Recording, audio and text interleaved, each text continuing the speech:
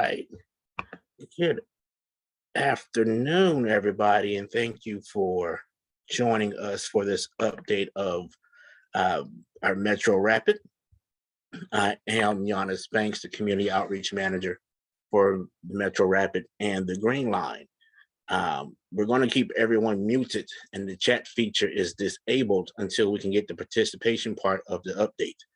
Excuse me. If you're participating in Spanish, you should be hearing live Spanish translations at this time. And if you would like to listen to this meeting in Spanish, please click the interpretation button at the bottom of your screen and select the Spanish language option. We also have live closed captioning available in English. You can turn on this feature by clicking the CC button in the Zoom meeting toolbar, which is located in the bottom middle of your screen. And now I would like to introduce Katherine Gonzalez to lead off the presentation. So Katherine, take it away. Let me unmute myself and start my video here. All right, well, hello everyone. I'm Katherine Gonzalez, and I've been a project manager at Capital Metro for about 5 years now, and I've been working on projects like the expansion of our Lake Line, Park and Ride. I worked on our remap system upgrade and the Norwood Transit Center. And recently I worked on our new battery electric bus yard at our North Operations facility. So now I get to manage the MetroRapid lines that we are advancing with the Project Connect. And so there are 4 MetroRapid lines and 5 park and rides that are part of the project. In this slide, you can see the original Project Connect timeline, and the phase 1 MetroRapid lines are Pleasant Valley and Expo Center, and we're planning on having them in service by middle of 2023.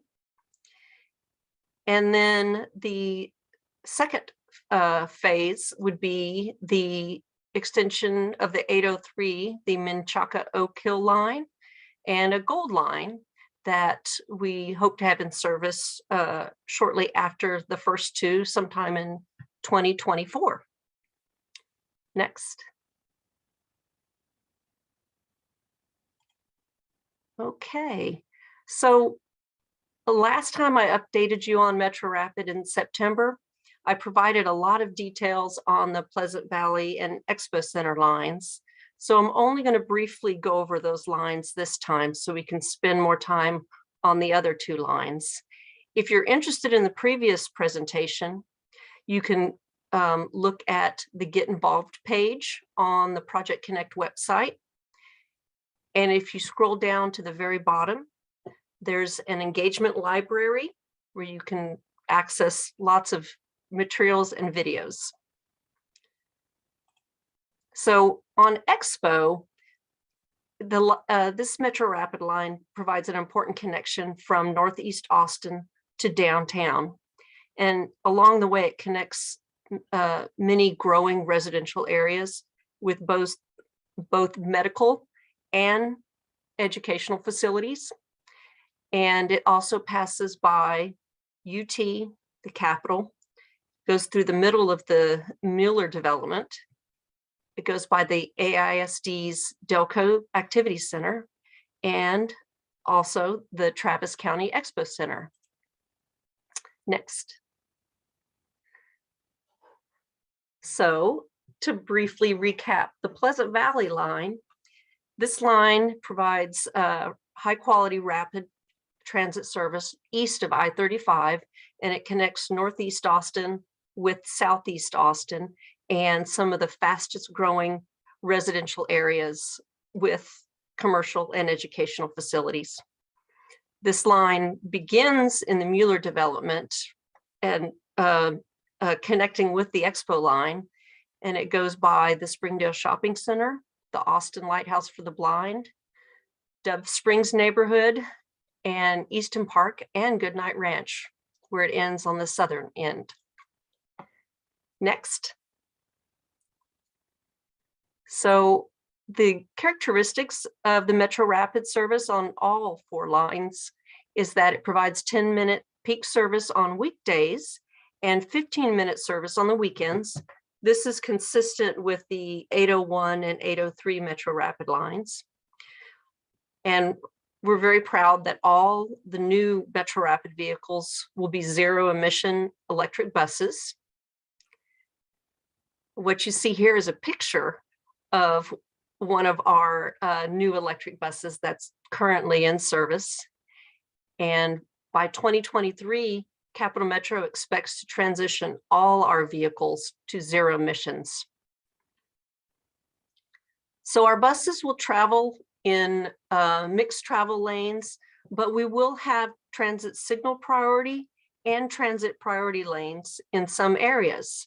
So we're working closely with the City of Austin Transportation Department on locating where signal priority and priority lanes would be most effective. The transit priority lane we are planning is in the downtown area. Go to our next slide. All right, so something new that I'm happy to share with you is the concept of what our new MetroRapid stations will look like. And so that's the image on the right. We responded to comments we received in previous meetings by creating a large scale for like downtown locations, and then a smaller scale version of what you see here for neighborhoods. We will make these stations run on solar power wherever it's possible. We plan on having cameras for security and also dynamic message screens with real-time arrival and transfer information. We'll have ticket vending machines at key locations like at our park and rides. And finally, the image on the left is some of the public art that we have on one of our local bus stop shade screens. And we have the ability to do that at all our metro stations or MetroRapid stations as well. We really enjoy working with and paying local artists through our MetroRapids program, Metro Arts program, like we've done here at the Norwood Transit Center. So next. All right, so some comments on the budget and schedule for these projects. So on Expo in Pleasant Valley, we are able to cover half of the project cost through federal grants. And then we also have pending applications for the other lines and the park and rides. The image you see here is the the Expo Center groundbreaking that was held on December 15th. And we will be holding the Pleasant Valley groundbreaking on February 16th. And I'd like to extend an invitation to everyone to come join us. We'll be at Craig Field at 10 a.m. and that's located on Pleasant Valley, just slightly north of Lakeshore and Longhorn Dam, or south of Longhorn Dam. And then we'll be rolling from station to station and under construction for the next year and a half. So next slide. So now I can introduce you to some more detail on the Menchaca and Oak Hill extension. So this MetroRapid line will extend the 803 with a transfer at the Westgate Transit Center.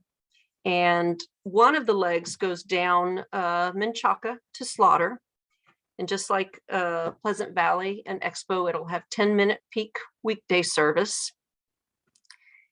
And the Oak Hill leg will be implemented in coordination with TxDOT and their large 290 Oak Hill Parkway project. So now I'm going to walk you through the actual station locations. So next slide. So The Menchaca leg, it runs exclusively on Menchaca, south to Slaughter. There'll be 7 station pairs, with the first pair at Jones Road, where you can connect to a major bikeway, residential areas, and also Jones Road heads to Sunset Valley. So next slide. So the next stations are at Stastny, where you can make a connection to ACC South or Crockett High School. Then the south of that is our Berkeley station pair, where the Headwater School and Cunningham Elementary are located. So the next one, we have our William Cannon station pair, and there you can make connections to our other high frequency crosstown routes and a lot of different shopping and retail areas. Gaines Mill is the location where there's a post office, another school, and more residential areas. Next. All right, so the Davis-Ditmar Stop is a location where there's yet another Montessori school and residential, but this is an important east-west route that connects MOPAC to Congress. Okay, next.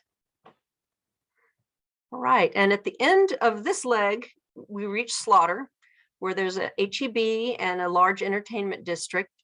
And if you see the purple area shown here, this is our pickup zone. So you are able to make connections with pickup service to go to additional locations. We're currently looking for a location for our electric bus charging at the end of this line. So next. Now let's review the Oak Hill leg, where there'll be another 7 station pairs. And from the Westgate Transit Center, we're going to head west with the first stops at Westgate Road, where the Central Market South is located.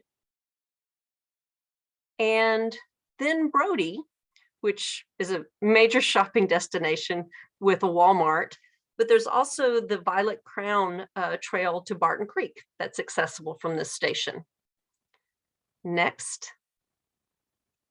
All right. At Monterey Oaks, you've got small middle school, multifamily housing, Baylor Scott and White Hospital, and the Social Security Administration offices are there as well. Tongue twister. Old Fredericksburg. There's a post office, and the YMCA is located there. And finally, William Cannon, we hit William Cannon on both sides of this line. And at the west connection, we connect to shopping areas and multiple major employers. You see the area in purple on this slide is also our Metro pickup service, where you can get picked up and go to multiple other locations in the community. So we're currently looking at the best ways to serve the Oak Hill Plaza area and our existing park and ride at the Pinnacle. So there's more to come at our next update. All right. So now let's look at the Gold Line. And I'll just get down into the details. Well, we are using local funds on this route because someday in the future, we're planning on this becoming light rail. And it also provides excellent service to downtown. So let's go to the next slide. So on the north end of this line, we're at the Highland station, where we have Capital Metro's Red Line Highland station, so you can connect to the Red Line rail. And of course, there's the ACC Highland campus and multiple shopping areas. The next station pair south is at 53.5, and that's where Travis County currently has their facilities. And there's also a new development underway in this area. Let's keep going down. At 45th, there's multifamily housing and then access to the neighborhoods in the area. Next.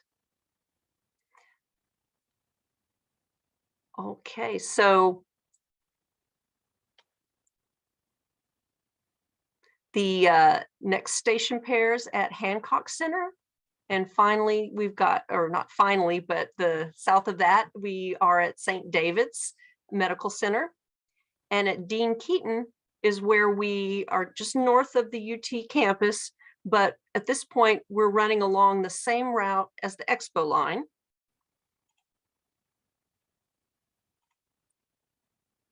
Okay. So you'll see here, the next station pairs in the heart of the university at the stadium. And then we go south to a pair of stations at the Dell Medical Center, medical school rather. And then south of that, we've got our Waterloo Park Station, which is right by the Capitol. Next. Okay, then we have our 8th Street station, where there are connections to multiple other routes. We have a current station that we're upgrading at this location. At Brush Square, we've got the connections to our future orange and blue light rail lines. And then there's also the convention center and a connection to our downtown station and the red line. Then we head west to Republic Square, where we've got future orange and blue connections, and currently they're the 803 and 801 current MetroRapid lines connect at this point, and you can also make connections to Metro Express routes at Republic Square. Okay, next. So let's talk a little bit about the park and rides. So there are 4 park and rides planned, 4 to 5, and and these would be new park and rides. And you can see at the Expo Center, we're working closely with Travis County and the City of Austin on a 150 space park and ride. And that's where the Expo line begins. At the Delco Center, we're in conversations with AISD, the Austin Independent School District, to lease some spaces from them for a park and ride. And then as we head south, we, at the very end of the Pleasant Valley line, we are working closely with the Goodnight Ranch community to install a park and ride at that location. Just a little bit north of that, northeast, we're looking for good locations for a park and ride that could serve Easton Park. And then finally on the Gold Line, somewhere in that area around Highland, and we're looking for a location for a park and ride as well. So next slide, I'm going to hand this over to Becca, and we'd like to get your thoughts on the type of amenities that you'd like to see at our park and ride transit centers and stations. So Becca, go ahead. Thank you. So at this time, we're going to go ahead and transition over to our Mentimeter activity. So give me just a second and I will get us going with that. Now, for some of you out there, you may see menti.com and the code 34719215. And you can absolutely go to menti.com and log in that way. For those of you with a smartphone, you might just take a picture of that QR code and you can join us there immediately. And every time you do, my heart fills a little bit larger. My heart is 9 times bigger than it was when I first came on screen because of you logging in to Menti and letting us know what you think. Again, for those who can't see the screen, you can go to Menti, which is MENTI.com, and the number is 34719215. And the best thing about Menti is you don't even have to be logged into Zoom to participate. So if you're watching on Twitter or on Facebook today, you can log into Menti and let us know what you think as well. Now, I know we've got about 32 people in the room today, just in Zoom, and we're hoping to get a more representative sample before we move on. So if you've been sitting on the sidelines, this is a good time to log in to Menti. We're going to walk through a few different amenities that people have talked about over the years for park and rides, and try to get a sense of which things mean the most to you. So we really hope that you'll take a moment and join in and let us know what you think, just using your cell phone. How are we doing on numbers now? Getting close? We've got about 17 people in. Okay.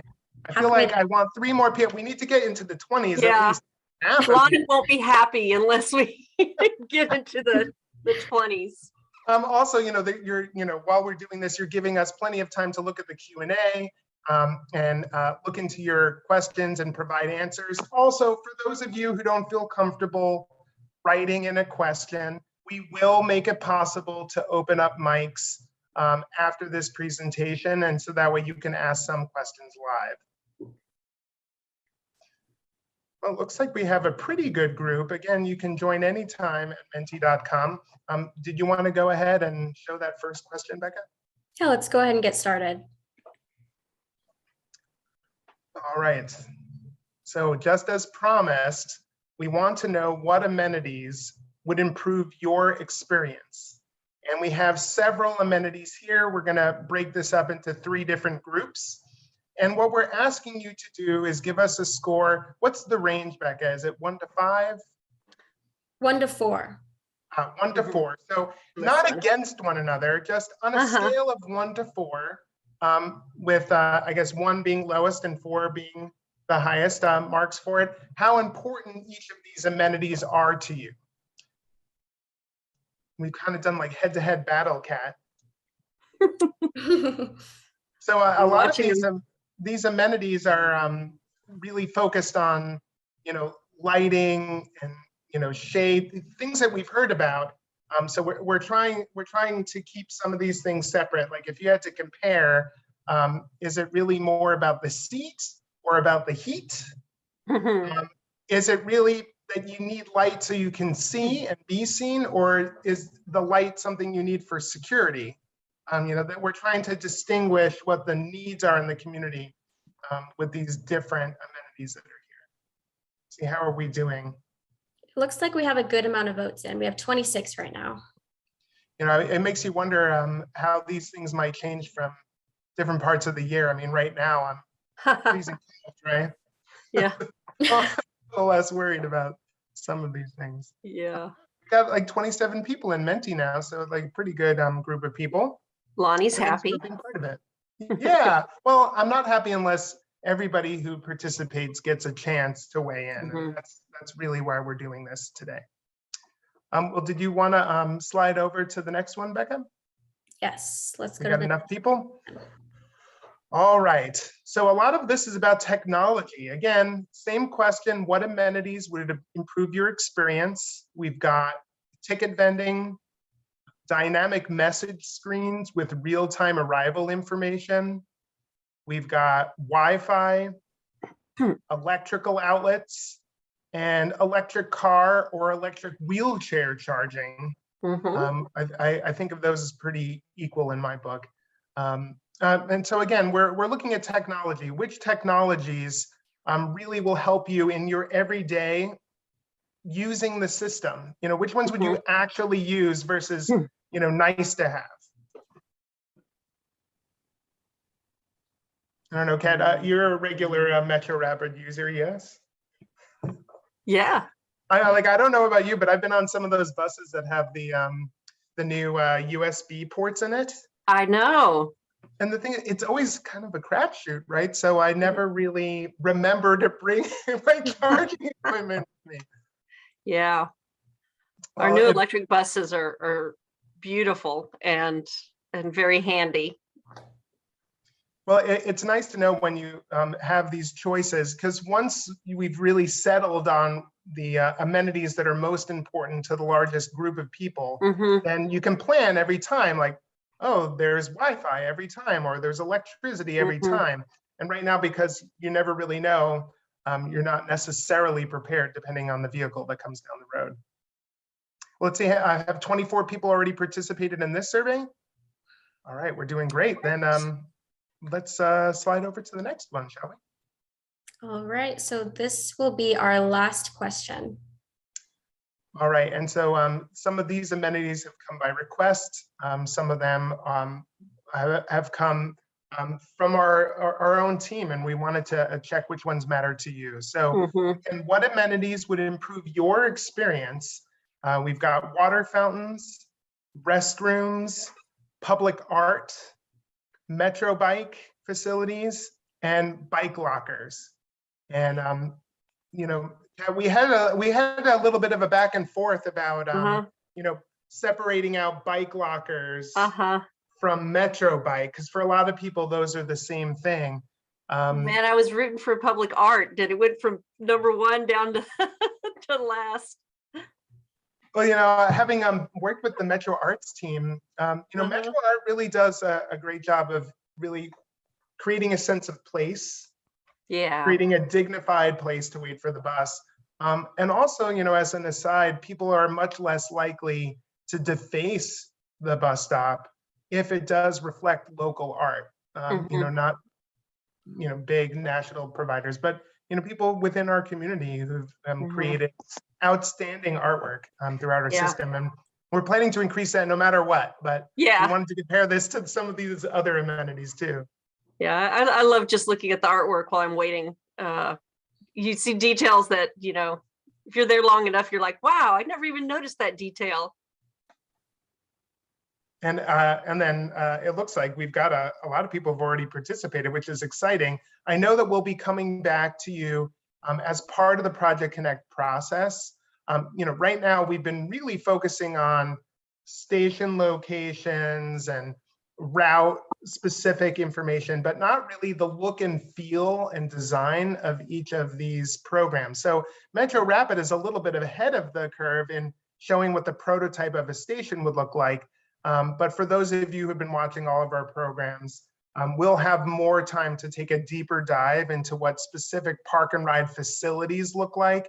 And if we decide to use some of these amenities, how we would incorporate them in the building. So thanks for taking a moment just to help us clarify the community priorities and also spreading the word to others to let us know what you think. I like Metro bikes up there too. I'm personally looking forward to more electrics. Yeah, that's great. Is that our last question for today, Becca? Yes. Okay, so I think we're done here. Have we got a little more presentation, or are we getting ready for Q&A? I believe we have our opportunities to share feedback. Great. Well, let's see. I guess Mr. Banks, Yeah. you want to take us away on Q&A, and I'll close my camera. I was enjoying the commentary between y'all three. It was very entertaining. Happy to help. Happy to help. So these are opportunities that you can share your feedback. Of course, there's the Get Involved page on the Project Connect website, which is projectconnect.com/get-involved. Other ways to do it is feedback@capmetro.org. If you're more into that personal touch and you want to write a hand letter, we welcome that as well. You can mail it to Project Connect planning team at Capital Metro, 607 Congress Avenue, Austin, Texas, 78701. Or if you just want to reach out and touch on the phone, you can call the Project Connect hotline, 512-369-7719. And just let you know, materials are available in English and Spanish online. Once again, at the Project Connect Get Involved page, projectconnect.com/get-involved. And Giannis, I know that we're going to be sliding over to Q&A, and that people have been adding their questions to the Q&A in the background. We'll probably start with those, but I would encourage you, if you're in the audience, in the bottom of your screen, there is an opportunity to raise your hand. If you have your hand raised, we can recognize you and turn on your microphone so you can ask questions live as well. But in the meantime, we've got that initial Q&A to go through with Giannis, and I think Kat and perhaps Roberto are going to be helping answer questions live tonight. So start thinking about. I think this first question will probably be for Katherine, and Roberto may be able to chime in to help. Yes. It says, how did we decide the stops? Are we taking into account access to food and healthcare in determining stops? Okay, well, I know our Project Connect team spent many public engagement sessions getting input on route, direction, and station location. And then after that, we worked with Roberto and the planning team to really narrow down the locations. Roberto, do you want to talk about some of the information we use? Sure. You know, as the person pointed out, there were important considerations such as activity centers that you pointed out, schools, grocery stores, shopping centers, connectivity to some of our high frequency network that is out in existence. And so we've done as much work as we can in detail in the street and in the field, trying to do, as you said, take what we had heard initially from the public and refine them and get down to the really finite details of exactly where we should be. But this is an opportunity also for us to seek some feedback and see, are there some points of interest that perhaps we are not aware of, or that we'd like to see us point or have some future attention towards that? That would be very, very welcome on our end. Anything, were you about to add anything to that, Captain, or I just saw you pop up on the screen? So Oh no, I've been up on the screen, but you know, since I did get a chance to share the initial ideas for station locations on our Menchaca Oak Hill line and Gold line, we would love to hear the public's opinion on those locations. okay, and that they can send to feedback at capitalmetro.org or use any one of those previous contact information. So yeah, or you can raise your hand and tell us about it today. That's what we're here for. As well, yes, if you have a thought for that, please raise your hand and let us know. We want to hear that from you. This is also a good time to do that. But if you're a little shy, we understand. There's different ways you can do it, but you know, hopefully you'll use your voice and let us know today. Now, the other question we have is, do funding sources affect how BRT lines could transition to LRT in the future? Yes, it does. You know, when you get especially federal grant money, the expectation is those facilities will stay as they were constructed for a long time. So when we're considering transitioning from one mode to the other, like in the Gold Line case, we're going to wait to apply for grant funding for that line until the future. Okay. Thank you, ma'am. Now, are there any hands raised that I can't see, Lonnie, or? No, not yet. It looks like most of the people have been submitting questions in the Q&A. Mhm. And although since, I spoke too soon, since we specifically asked for a hand raise, it looks like Robert Bowler raised his hand. So maybe we can let him talk and lead us off on this. Are you ready? Let's get Robert Moeller on down. All He's right, the Robert, you're on. first Hey, y'all can hear me contestant. okay? Yes, sir. We Yes. can. Sweet. I figured I'd use multimodal, input here since we're on transit call. Yeah, thanks so much. This is all just really exciting to see come together and so quickly. Like this is such a short timeline for transit stuff to see it coming in. My question is kind of a wordy one in the chat, so I was going to try and provide an example. Is about routing technology. So like how Cat Metro with Metro Bike and with the pickup system is quickly, much more than like a bus and a train provider. It's this multimodal system. And I know that you can buy tickets for, Metro Bike in the Cat Metro app, but I'm wondering, what's in the works right now to where in the Cat Metro app or a partner app, I could say something like, I want to get from here to here, and I might be presented with an option that's like, you can take a pickup to this rapid station, which then goes to your work. So I'm going from my front door, pickup to me is such a magic connection for a spread out city like Austin. So are there any like routing tech improvements there for that? And you can imagine other pairings with Metro Bike. Well, yeah, actually, I could mention, you can currently do trip planning using either catmetro.org or the Cat Metro app and include a bike to bus or bus to bike option. Also, bus to pickup. I think where you're speaking about the multimodal, where you're saying I bike to the bus and then use pickup, that multi-layer isn't in place yet. But at this point, you can plan trips in advance using pickup and or using Metro Bike as part of your trip. And I know making it one app is something that we are working on to make it seamless, which I think might be part of your question as well, is that we're working on to get it to be one app so you don't have to open up the pickup app once you need to get on, and then the Metro Bike app. We're working on integrating that all together, but you know how technology is when you want them to talk together. Sometimes they don't want to cooperate. One thing I did want to mention, it doesn't answer the software app question, but we are expanding the Metro Bike system with our MetroRapid lines, and we're installing more Metro Bike kiosk that are all accessible from your phone as we build out the MetroRapid program. So you're going to see a lot more opportunities to just pick up a bike and go.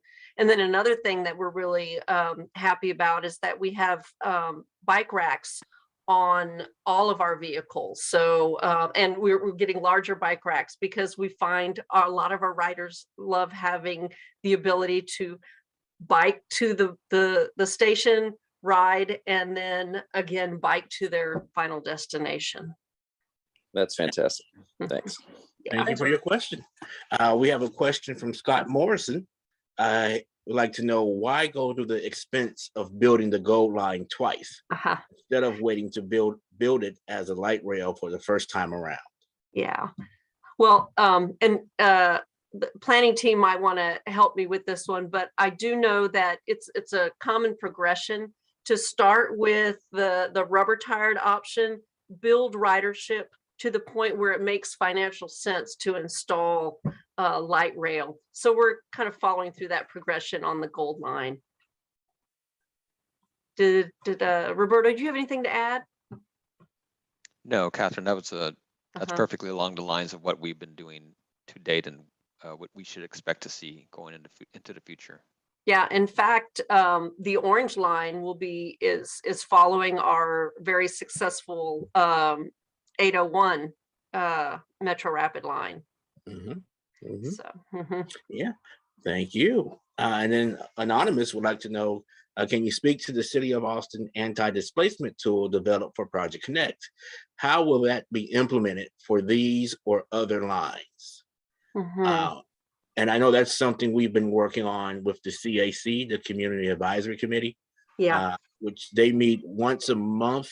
I don't know which, I think they've changed the date now, Lonnie. Have they not, to a different date and different time?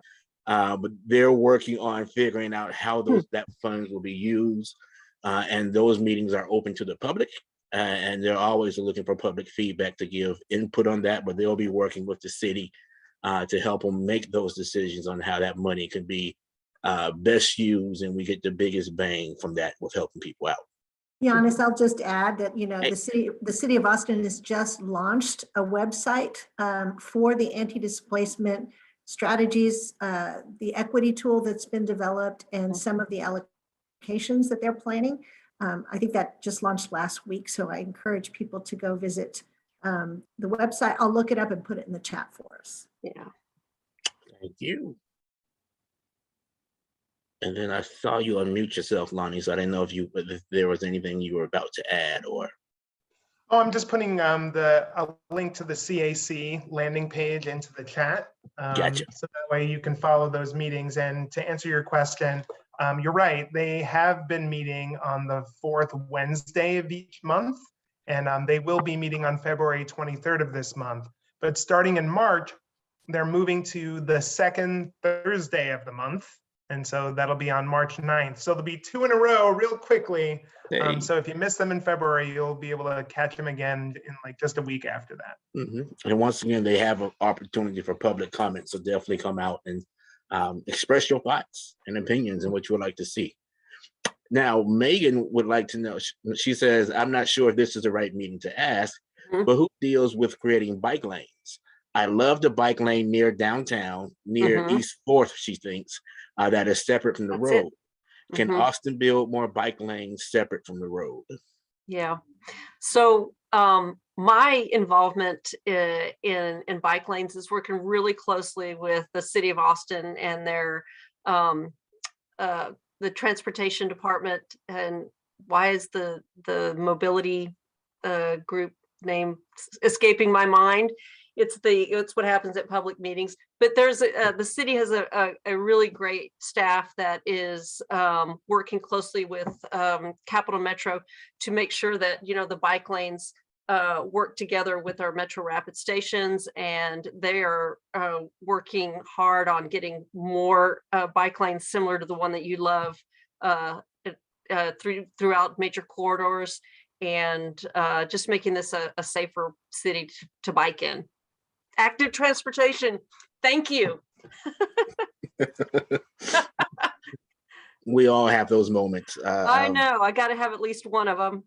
I've seen lawyers have mental breakdowns during questionings, and it's always fun. So, what can you do? So Nadia has her hand raised. She's also very bike knowledgeable. I bet she has something she'd like to add. Sure. There I am. Hi. Yeah. So the city is actually going through, and I'll put the link in the chat, but the city is going through a public process right now for you to tell them where to put bike lanes. So you can add to their map and let them know. So I'll put the link in the chat, and it's an interactive map where you say, this is where I want more bike lanes, and you can, and they'll put it in their plan. Uh-huh. Awesome. Thank you. Now, here's another question that even involves pickup. Is there a magic number of how many more pickup lines there will be? I might let Roberto answer that, but I think the answer is no. There is no magic number, but. Yeah, thanks, Catherine. No, there's not a magic number right now, but we do have a very strong and active team that is working to build up that program. I mean, it's, as one of the persons on this presentation stated, it's been a game changer for us. It helps us reach areas that traditionally have been very hard for us to serve with bus. There are areas that at one time had bus, and it just wasn't the right fit, and pickup has been able to to be that for us. So I expect us to see more of those types of services, especially as we look to make those final connections to some of our services. And I think you'll start to see more of them as we turn on these new MetroRapid lines. But we always welcome your feedback, and we enjoy collecting information from neighborhoods and around the community as to where we may be in need of something like that. Mhm. And all our pickup information is found on capmetro.org/pickup if you want to see more information about the routes and what's coming up. Now, Megan has another question. She says, also, is there a bus route being developed to better get to Barton Springs, Zilker? I live in Cherrywood near Bean New Coffee. Good And place. if I were to take the bus, it would take over an hour. Yeah. I don't want to bike because there are no bike lanes on that 2-lane road into Zilker. Would the bus route connecting northeast to southeast you spoke about help me with this? I know that the Expo line has a pair of stations at Cherrywood and Manor. But I think Roberto and the planning can help. Yeah, I mean, that's an excellent question. I mean, for anyone who lives in this community, they see the value that our parks have for our community. And fortunately, we recently had a really good conversation and a positive conversation with our partners at the Parks and Recreation Department. They're actually looking at an improvement and as part of their master plan to kind of improve the roadway through the park, including some bike lanes, helping us improve our transit stops, bringing sidewalks, making things just generally safer for people to cross the street there as they move from one end to the next. And transit was one of these important elements where they really, really wanted to hear what we had to say. And we believe that with working in partnership, we may be able to do better than what we know we can do better than we've been doing right now. And as you start to see the rollout of more services with the introduction of MetroRapid and ultimately with rail, you'll start to see more efforts being made to make things more frequent and just a better experience for everyone overall. That has been a challenge for us in that area, just to make better bus stops. I mean, if you look throughout our community, we have made a number of improvements to our bus stops to make sure that they're fully accessible. They have landing pads, that we bring amenities, and Zilker has been a challenge, but we see a lot of good positive things coming up in the near future for us. Awesome. And don't forget, during special events, I mean, we do enhance our services in and around that area. It's just as we coordinate with PARD, that's going to be one of the things that we've mentioned to them is we can do our part, but we will need very, very close relationships with them to help prioritize our service to and through the area, especially during some of these events. Thank you, sir. And I know our planning team also appreciate any feedback you can give at feedback at capmetro.org, that website as well. So keep with your questions here, but if you have any thoughts or questions, that email address can catch a lot of different questions you can have, and we can get it sent out to the appropriate groups. Now, Andrew has a question, and he says, is there going to be a meeting focusing on Metro bike expansions? Who would like to take this question? Yeah, I know we're going to be having more meetings, and we'll be putting out there the different services and different things we'll have meetings on. There's some stuff that's in the work, but no dates definite at the moment for some of the meetings we want to have that we're working on having. And so I guess the answer is yes.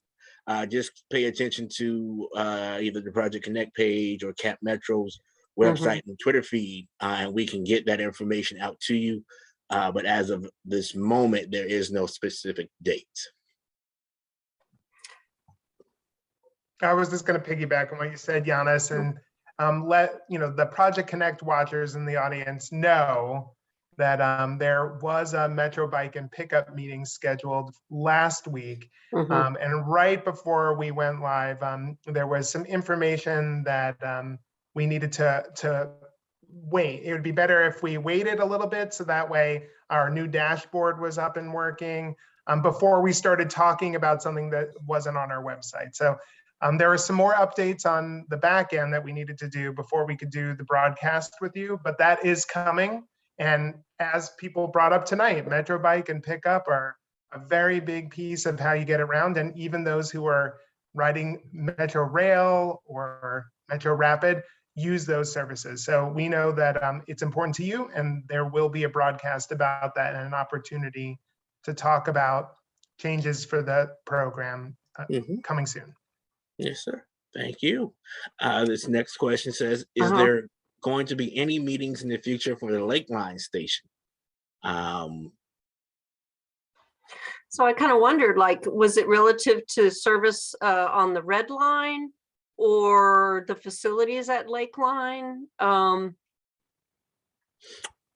Yeah, if anonymous, if you can maybe expand on your question a little bit, and feel free to turn the mic on. I know you were anonymous, but if you want to raise your hand and turn on the mic, we'll be glad to have that conversation with you and see if the future MetroRapid route.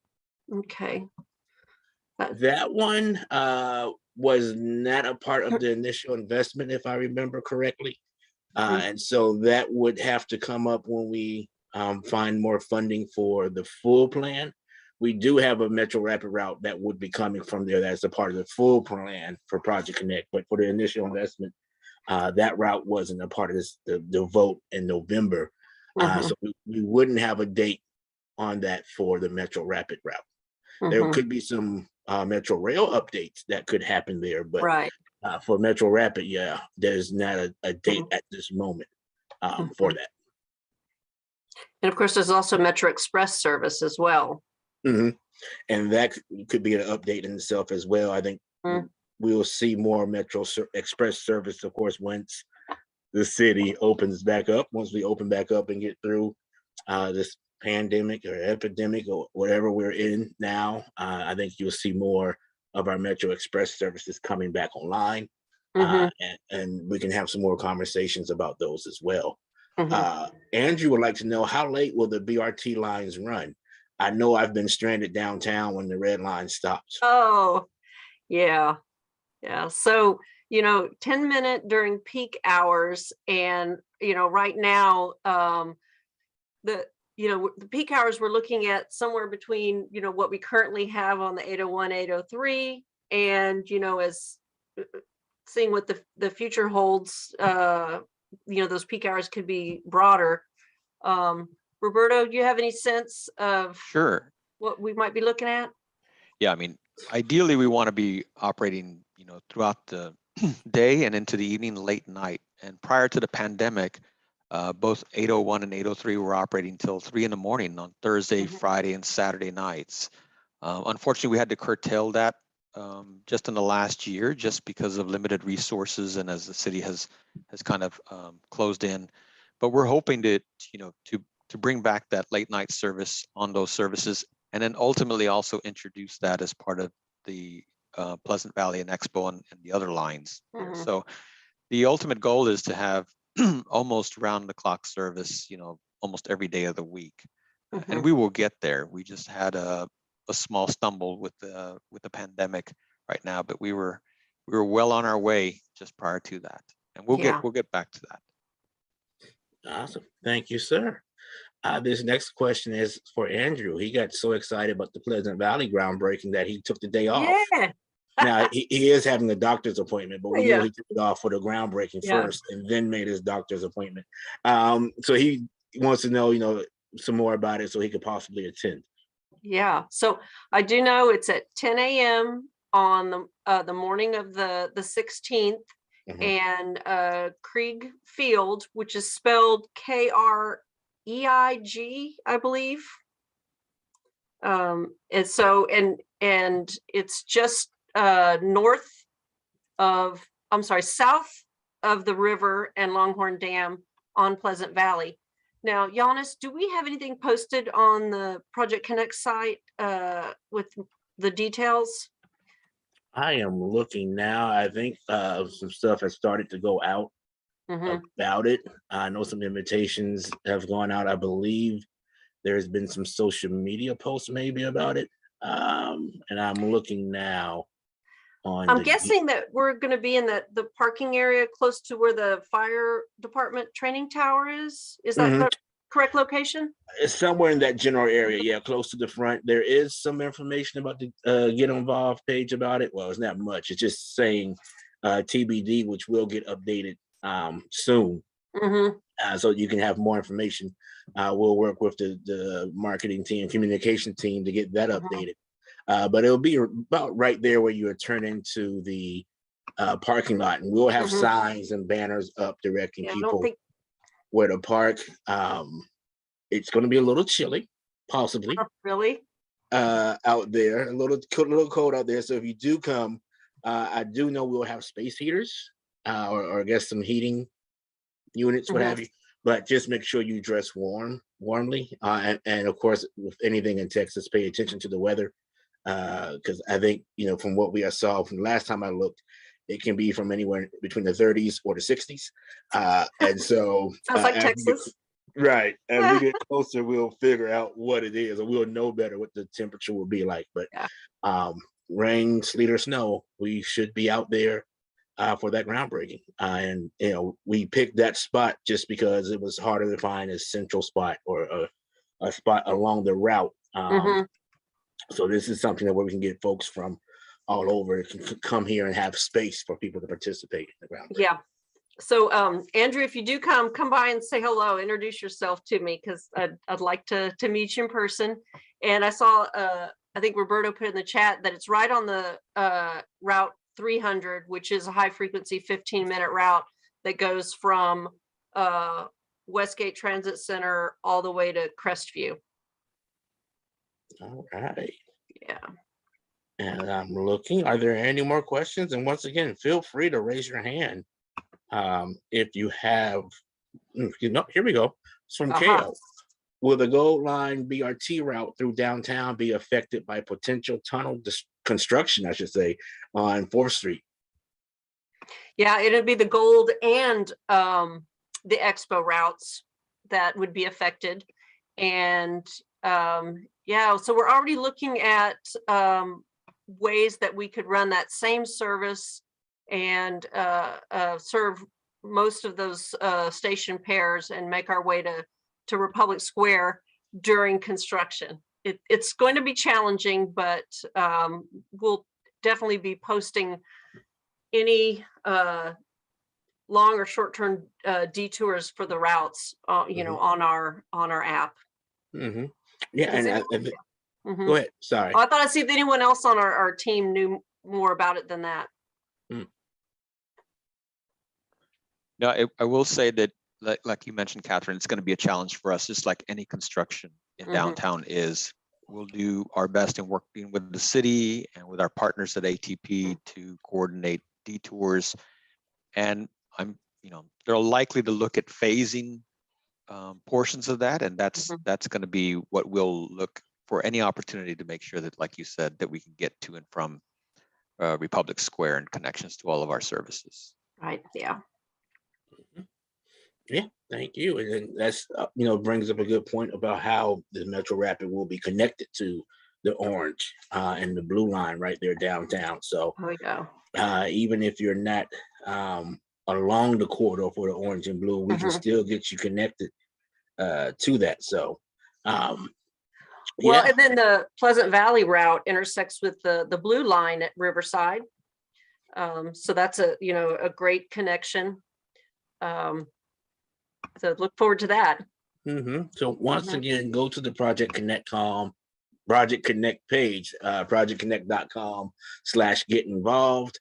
You can see some more of the upcoming meetings we'll have, whether it's the groundbreaking or some of the working groups we have. Definitely encourage you if you're interested in any of those working groups, to join those. And just other events we have coming up. We can only do as good as we hear from you.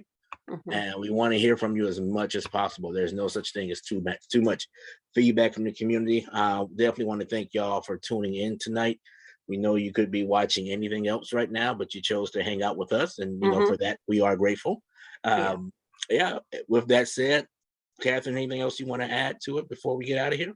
No, I just appreciate everyone's interest in the MetroRapid lines, and we love to hear your thoughts. So do not hesitate to get involved site and reach out to us anytime. And this is the first of a quarterly update. We'll be back again sometime in the fall to do another update where we will have more information and more pictures for you as well of Yeah, what's going on. So we're excited, and we're glad you're excited. yeah, definitely. I just wanted to piggyback on before we go, just reminding people again, you can get everything at the Project Connect website, get involved and go down to the bottom of the page to the engagement library. You'll get to see this recording, but also our slide deck from tonight's presentation. So if it all went a little too quickly, you can take a deeper dive and let us know what you think about the station locations, or if you have any other concerns or requests. But again, thank you so much for joining us tonight. And thank you, Únase, for being our host. And thanks for the thanks. Thank y'all. Y'all have a good night.